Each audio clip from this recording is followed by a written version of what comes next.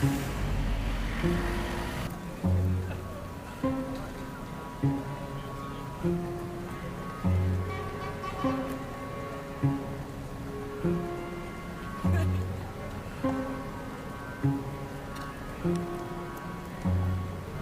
my name's George Anderson, and I am a human of London.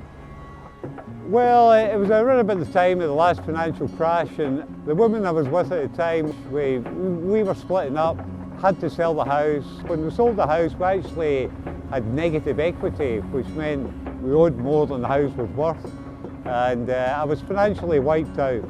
It was wipe the slate clean and start again. Like everybody, you know, you're wrapped up in your life and paying a mortgage, and all of those little dreams at the time seem to be taken away. You know, when you're in the middle of it, it's a dreadful feeling.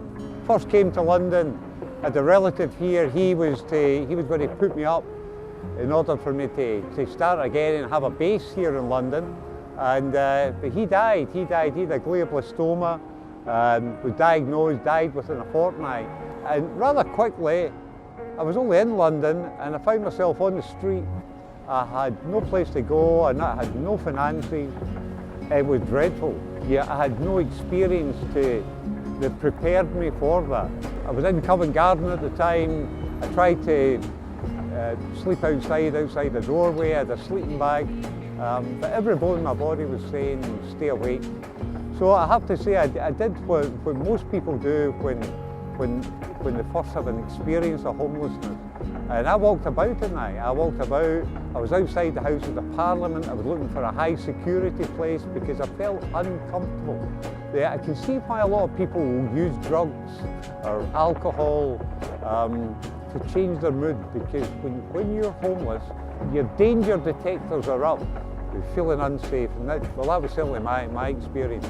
As a student, I worked in a bar, and that was nice. You know, you had a lot of regulars, and you have a little bit of banter with people, and it could be good fun and help the day go a little bit quicker. Selling a big issue outside the BBC has a lot of parallels to that. You know, you develop little relationships, and it can be quite sweet. The upheaval of being financially wiped out, in some ways it's been a blessing in disguise, because here I am. You know? I look at other people, and no matter how irritating or sometimes inappropriate they may seem, I can see that in different circumstances, if I had been dealt the same cards that they've had to play with, that I would quite possibly be the same.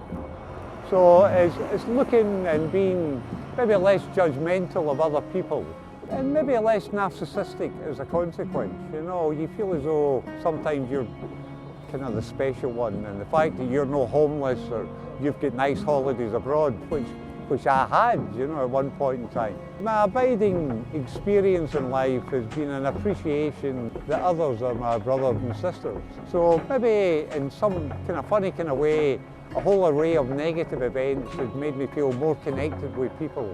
And I think London is great for that as well. It's such an international city, and asks questions of people in terms of accepting others from other backgrounds and other expectations and other social identities.